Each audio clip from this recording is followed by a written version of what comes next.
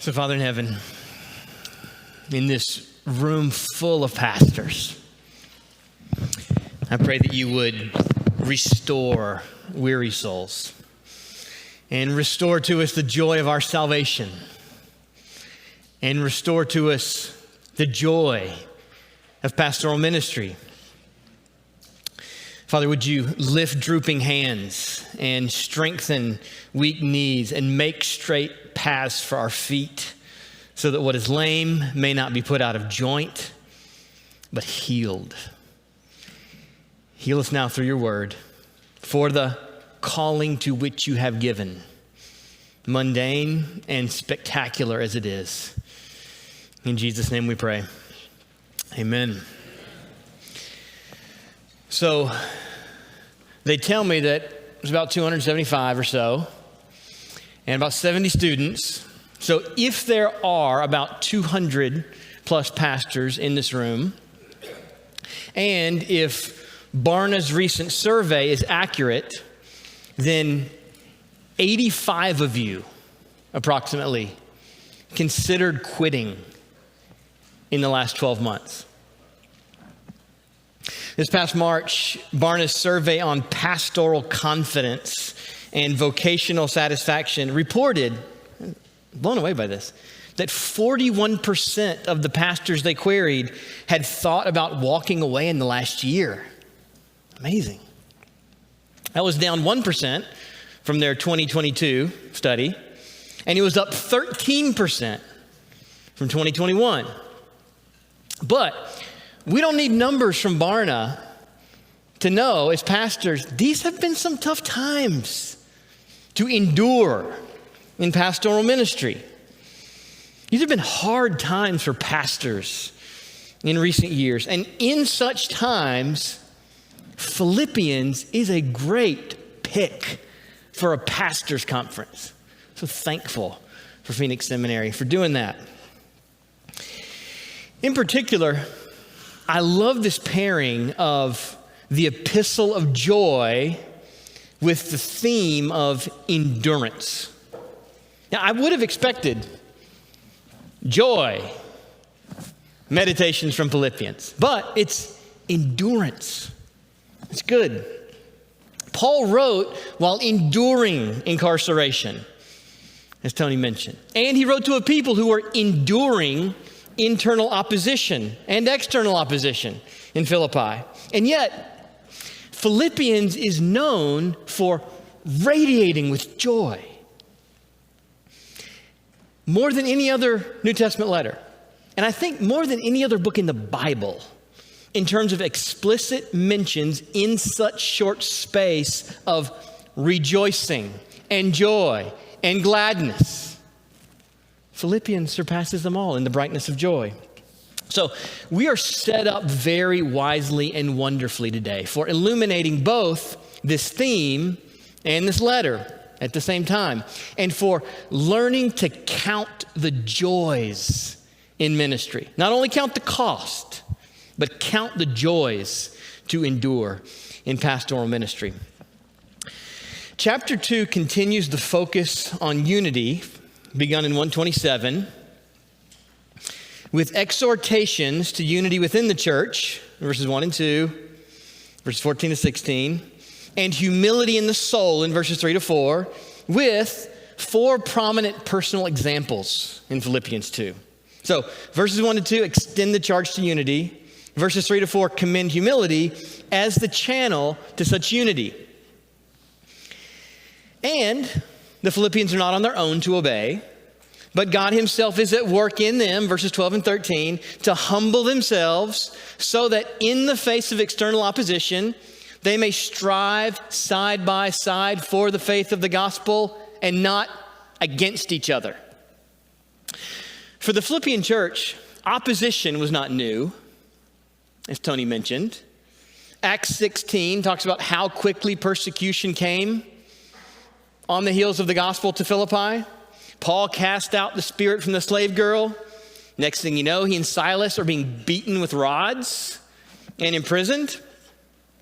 What's new now, 10 years later, and what's newly threatening is that Paul has heard of some emerging tensions within the church in Philippi. It's inside this local church. And so Paul, imprisoned again, bless his heart, in Rome, writes with the burden that the Philippians freshly seek unity and humility and follow these 4 tangible examples of enduring, joyful men of God. Chapter 2 is wonderfully concrete with these 4 examples. Timothy and Epaphroditus in verses 19 to 30, Christ himself in verses 5 to 11, which is the heart of the chapter and the heart of our faith. That's going to be the focus of this session, that we see not only that Jesus endured, but ask how did Jesus endure? And there's a sneaky 4th example. That's Paul himself. In verse 17, I wish I had the time for verses 14 to 18. We're going to focus on Jesus rather than Paul. And we got 2 more chapters after chapter 2 to hear about Paul's joy. If we try to capture an essential structure of this chapter with its exhortations and its examples to a church newly encountering tensions from within, perhaps it would go like this in 3 parts. Pursue unity in the gospel through humility in your minds. 3, learning foremost from Jesus's enduring of the cross. So unity in the gospel through humility of mind, like Christ at the cross. And since this is a pastor's conference, let's work through that sequence with our particular calling in view. I don't think Paul would begrudge this, because he wrote this letter, as we saw, to the saints in Christ Jesus who are in Philippi with the overseers and deacons. Overseers, plural. In the New Testament, overseers and pastors and elders are 3 titles for one essential office, the lead office or the teaching office in the church, the office that's our common denominator in this conference. And so let's ask this about chapter 2. How would the pastors, how would the overseers, how would the elders in Philippi have received Paul's letter to the church? When the letter comes, they have work to do, not only of personal obedience, but of church leadership into that obedience. And what might be our calling as pastors today related to congregational unity and personal humility and the work and example of Christ in leading our people to obey. From that perspective then, consider the call to pastoral endurance here in Philippians 2 with its key and its incentives. So call, key, incentives. Number 1, the call. Lead our people into unity in the gospel. It's verses 1 to 2. Our call is to lead our people into unity in the gospel. Let me just say, the specific unity in view here is local church unity. This is about Philippi. The focus is not on elder teams or large denominations or evangelicalism at large, God forbid, on social media, but the particular congregation in Philippi and our particular congregation. That's the congregation I want you to have in mind as we talk about unity. And that qualifier in the gospel is critical. So we have stated terms here on which to pursue and maintain unity. Look at verses 1 to 2. If there is any encouragement in Christ, any comfort from love, any participation in the Spirit, any affection and sympathy, complete my joy by being of the same mind, having the same love, being in full accord and of one mind. Paul has just written in chapter 1, verse 27, that he wants to see the Philippians standing firm in one spirit, with one mind, striving side by side for the faith of the gospel. So this is not simple unity. This is not general unity. This is not undefined unity, no matter what the situation is. This is unity in the gospel. This is the unity of striving side by side for the progress and advance of the gospel. This is not just getting along without conflict, but unity in the gospel and on gospel terms. So, given the qualification then, it is good for us doctrinal types, theological types. Maybe not speaking for all of you, but speaking for people who are collected around the seminary, speaking for my fellow speakers, us theological, doctrinal types. It is good for us to appreciate that unity in the local church matters. Those of us who know how to make distinctions and nuances, it's good to know Paul values unity and means for us to value unity. And when the whole church maintains and enjoys Christian unity with the pastors leading the way, it serves both the endurance and health of believers, and it serves the evangelization and conversion of non-believers. So don't think that the unity focus here is all internal. Gospel advance is the context in which Paul calls for gospel unity in Philippi. Now, the reason to say maintain, I use that word maintain with unity, is that unity isn't first something that we produce. First, God gives it. That's why Paul talks in Ephesians 4 about maintaining unity. This is Ephesians 4, 2-3. He says, with all humility. So notice we're going to talk about humility here in a minute. Humility and unity go together. With all humility and gentleness, with patience, bearing with one another in love, be eager to maintain the unity of the Spirit in the bond of peace. So first, God gives us, as His church, unity in knowing His Son and believing His gospel and having His Spirit. And then we, especially pastors, eager to maintain it, should beware incursions to the God-given unity. Whether those are big, small, doctrinal or ethical, what we believe about God, His world, His gospel, how we're influenced and shaped by unbelieving society, especially through traditional and social media, how we treat each other in everyday life. And we as pastors have a particular requirement in our office that helps us with the work of leading our people into unity in the gospel. 1 Timothy 3:3 requires that pastors, elders, overseers be, ESV has, not quarrelsome. KJV has not fighters, not brawlers. And a positive way to translate the word is peaceable. It's the Greek amakon, a privative, not makon, fighting, not fighting. In pastoral ministry, unity and not conflict is the long game. We're not angling for conflict. We are angling for real peace and unity in the gospel. Our calling is not to spoil the peace, but to pursue true peace, even when it requires tension and conflict to get to the true peace. So we pastors at heart are peacemakers, peaceable, not quarrelsome, not troublemakers at heart. And sometimes, if not often, we discover trouble that regretfully requires more trouble in order to pursue true unity, and in the end, have less trouble. But we don't delight in trouble, nor do we seek to add unnecessary trouble to the sad amount of necessary trouble we already have in this age.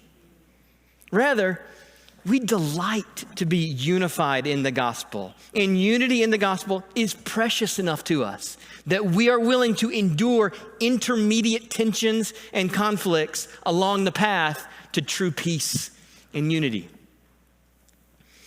which presents us pastors with countless needs and challenges for wisdom.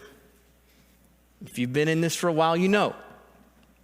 We need to know when to handle challenges to gospel unity with one-time, nonchalant, private conversations, and when to give trouble more extended private attention, and when to address trouble with public attention in some form, when to let it come into the sermon or sermon series or in a letter or in a church meeting. These aren't easy decisions. How much attention do we give to error, and for how long? Some of the hardest challenges in pastoral ministry, which is why plurality in leadership is so important. I'm so encouraged to see how many came with their pastoral teams. Alone, none of us makes these decisions perfectly, and perhaps not even well. We need a team of brothers to help us discern what challenges in our congregation to unity in the gospel are worthy of our attention and not, and how much attention, and for how long. This is the stuff of pastoral prudence in the plurality of a team of elders. So you might ask, is this unity uniformity? And I think Paul has something here to help us with that. Twice in verse 2, he speaks of seeking to be, he says, of the same mind and of one mind. So we might call it a kind of like-mindedness, a shared perspective, or a cast of mind, a frame of mind. I don't think it doesn't mean sameness, that everybody believes all the same things about all the same things, but that at heart, in the end, there is a like-mindedness in what matters most, in the truth of the gospel, and in the advance of the gospel, as we saw from chapter 1. So, we are not afraid of relational tensions in ministry. And we should check ourselves to make sure that our part in those tensions is owing to the long game of unity and not division. And especially that those divisions aren't stemming from our personal ambition and empty conceit. Which brings us to verses 3 and 4 and humility. Humility is set in contrast to conceit. So the call is to lead our people into unity in the gospel.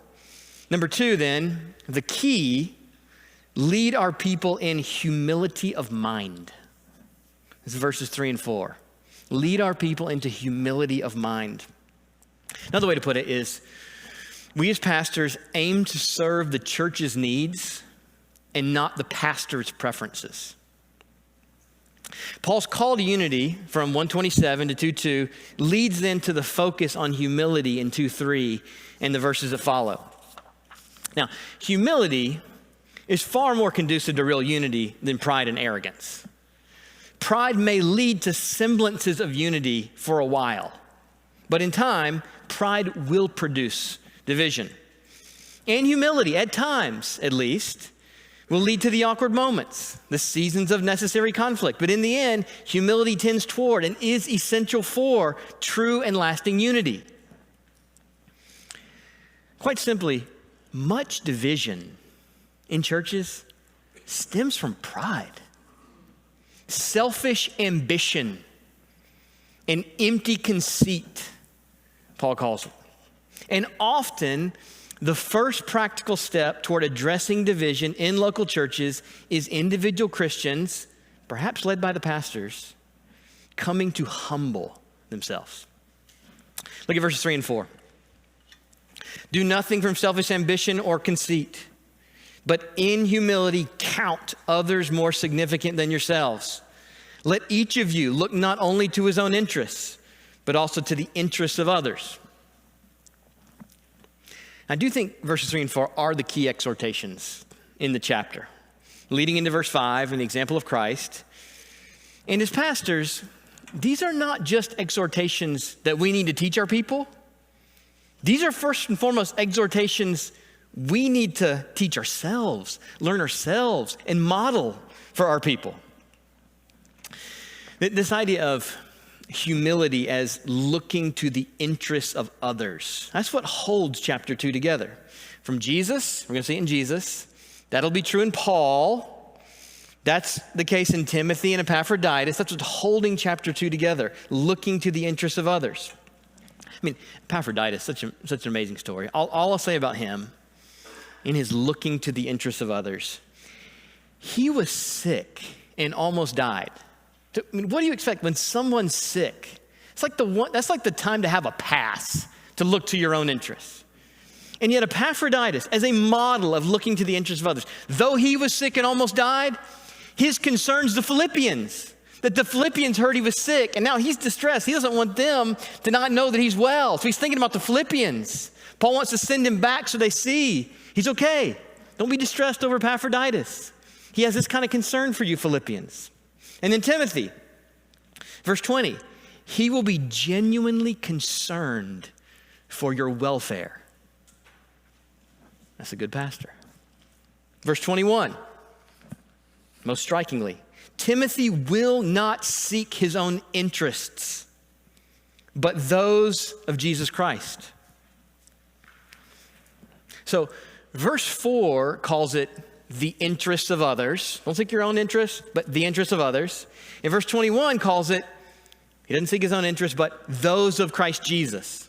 So you got the interests of others and those of Christ Jesus in verses 4 and 21. And there's a good caution here for us and how to understand the terms of verses 3 to 4.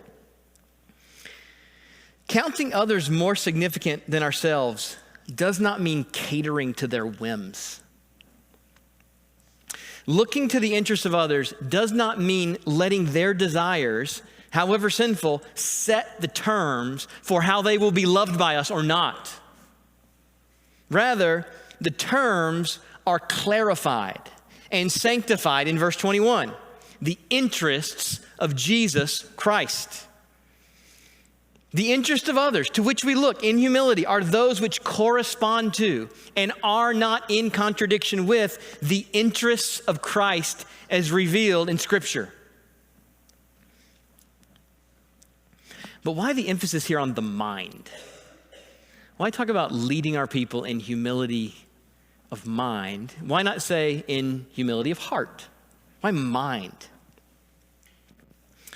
The reason for emphasizing the mind is that Paul talks about unity of mind in verse 2 and verse 5. And then twice talks about counting. It's the same verb in verse 3, verse 6, counting, reckoning, considering. There may be more going on here than just mental work, but it's nothing less than mental. Verse 3, in humility, count others more significant than yourselves. Verse 6, Jesus did not count equality with God a thing to be grasped. Paul is telling the Philippians and us, do what Jesus did. He counted. He reckoned. He regarded. He considered. This involves thought. It involves making calculations and valuations. It requires the use of the mind that serves and forms and shapes the heart, which then issues in choices and behaviors. And how we think about ourselves and how we think about others in our own minds and hearts really does matter. It is critical to actually being humble and not just putting on the external pretense of humility.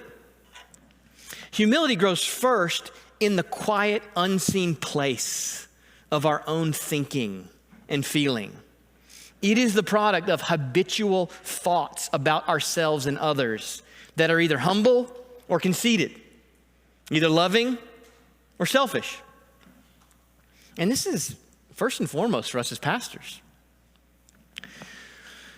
One danger in pastoral ministry is that we quietly, subtly, inconspicuously come to count ourselves in our own thoughts as more important, more gifted, more necessary, more appreciated and respected.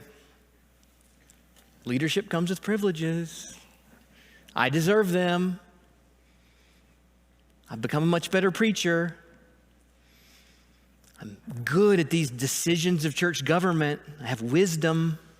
I've served these people for so long.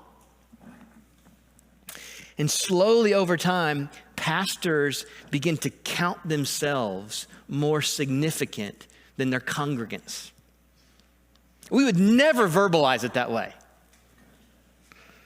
But in our pattern of thought, our minds and hearts develop the instincts. And then ministry decisions begin to serve our preferences rather than the real needs of the congregation. This is a danger in plurality. We should check each other on this. And that our eldership decisions not become a society for the ease of those around the table, but that we think together for the real needs of the flock. The reason this is hard is because in pastoral ministry, often the real needs of the flock are in tension, if not at odds, with our preferences in the moment. We come to some forks in the road in pastoral ministry, and the truly loving, humble cause for us as pastors is simply the more costly path. It's going to take more teaching, more time, more patience, more conversations, more double checking, more study perhaps. But the reason that we're pastors and the reason that we sit together week in and week out making decisions for the sake of the church is not for the church to cater its life to our comforts and our ease, but to discern and seek to meet the church's needs. So in other words, we are workers for the joy of our people. I love that Tony quoted 2 Corinthians 1:24, where Paul says, not that we lord it over your faith. We, leaders, apostles, pastors, not that we lord it over your faith for our personal convenience and ease, but we work with you for your joy. Paul knew. Use the word work. He didn't say, we coast for your joy. We overflow for your joy. Many good pastoral initiatives begin in overflow. Few, if any, finish in overflow. Call it labor. If you're not expecting labor, look for other work. Serving the church's needs, putting the church's joy foremost in our counting is often the harder, more costly avenue for pastors, and in the long run, the more joyful. But in the meantime, it's less convenient. So, our call is to endure in leading our people into unity in the gospel. And the key is to lead through our teaching and our modeling in humility of mind. And finally, number 3, the incentives. I'm so excited to talk about the incentives. Philippians is a great place to talk about incentives. The whole book is just bursting with incentives. The incentives lead our people to count like Jesus. It's verses 5-11. Lead our people to count like Jesus. And now our focus is particularly on endurance in ministry. That we would endure in our work as Jesus endured. And how did he endure? That's my question. How did Jesus endure? I want to endure like Jesus. I don't want to find another way to endure than how Jesus endured. Now, Philippians chapter 2 does not mention explicitly the joy of Jesus. Verses 5-8 put Jesus' endurance in terms of self-humbling. But what in the world are verses 9-11 doing? Verses 9-11 are incentivizing self-humbling. humbling. For Jesus and for us. So we have this famous Christ hymn at the heart of Philippians chapter 2. It's got something like 6 stanzas. How do you pull it together? 6 stanzas of 3 lines each. The first 3 stanzas capture the increasing degrees of Christ's self-humbling descent. It comes lower and lower and lower. Stanza 1, being in the form of God, he did not count equality with God a thing to be grasped. Stanza 2, but he humbled himself, taking the form of a servant, being born in the likeness of men. Stanza 3, and being found in human form, he humbled himself by becoming obedient to the point of death. Then the last 3 stanzas, which we'll come to in a minute, capture the heights of the incentivizing, rewarding, exaltation of Jesus. But in the very middle, Paul breaks this 3-line pattern and includes one extra line that is conspicuously out of place at the very heart of the hymn. Even death on a cross. And the stray line is all the more arresting because it includes a 1st century obscenity. Cross. In the 1st century, the cross was known to be so horrific, so gruesome, so shameful that it was not the topic of polite conversation. The Latin crux, or the Greek staros, pained the ears and imaginations of the dignified. You just don't stoop to go that low unless you're a peasant. Now, think of all the trials that Jesus faced. All of his needs for endurance in his human life. He endured decades in obscurity, rejection from his own hometown, spiritual dullness and unbelief in his own disciples, opposition from religious leaders, Pharisees, and political leaders, Sadducees, carnal and fickle masses, one of his own betraying him, another denying him, all his men fleeing, being unjustly accused and tried and condemned, flogged, reviled, mocked, blasphemed. And worst of all, the suffering and shame of crucifixion. How did Jesus endure this? Of all things, how did he endure the cross? How did he keep going? How did he humble himself and obey to the point of death, even death on a crux? In a similar passage, Hebrews 12:2 says, for the joy set before him, Jesus endured the cross. There's a similar structure there to Philippians 2.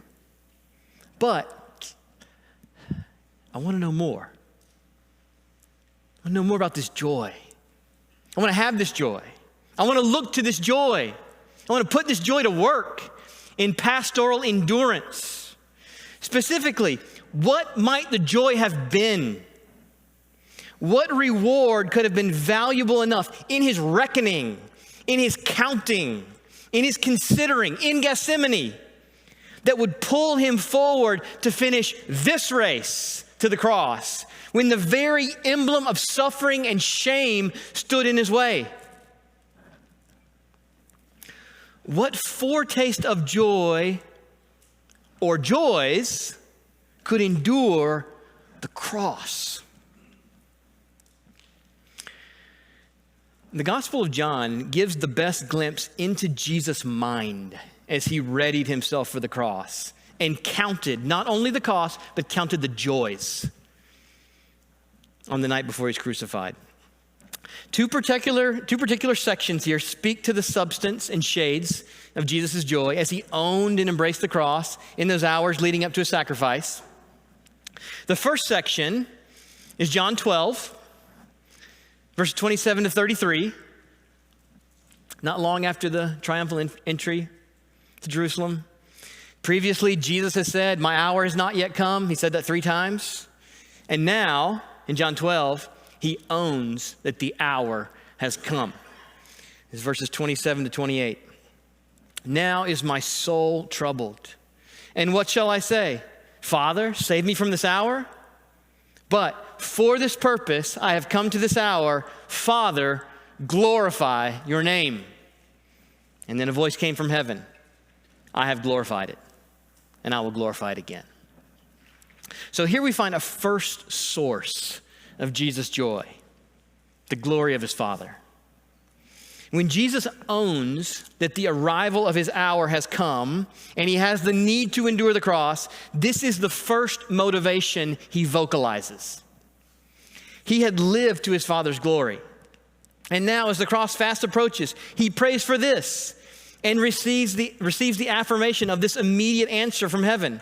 I have glorified it in your life, and I will glorify it in your death, even death on a crux. Next then comes a second joy. This is what the cross will achieve over the ancient foe.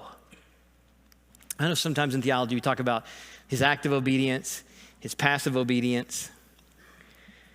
Philippians 2 and Hebrews 12 don't have an ounce of passivity in the way they talk about the cross. This is active. This is an achievement. This is the greatest achievement in the history of the world as he endures to the cross. So John 12:31.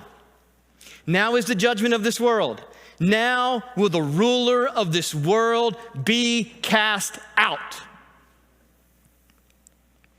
Satan, whom Paul would call the god of this world, the prince of the power of the air, would be decisively unseated as the ruler of this world.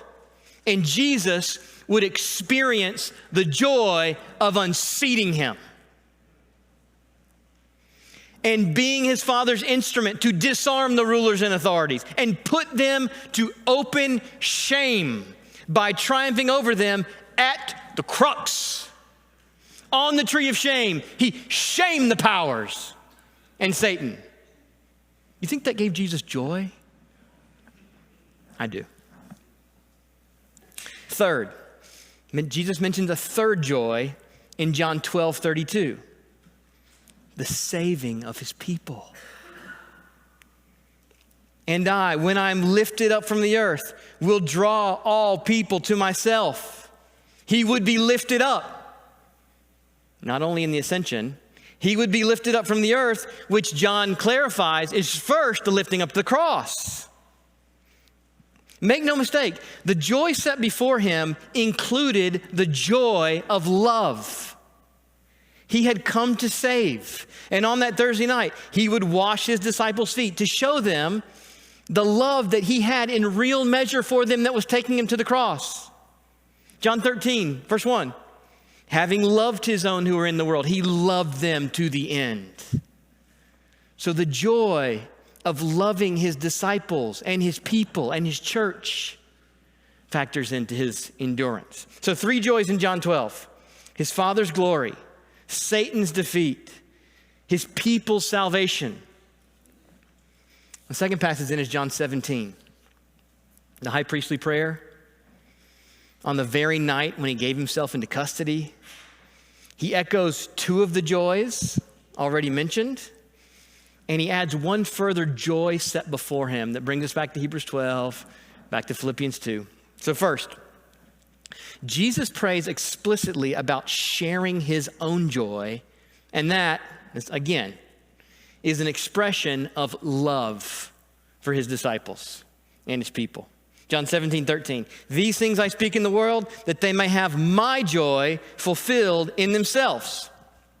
So Jesus' joy, which is thick enough, deep enough, rich enough to carry him to and through the cross, will not only be his, but he will put it in his people through his words and through his sacrifice, that his people might endure, that pastors might endure, put his own joy in them. the joy with which he endured.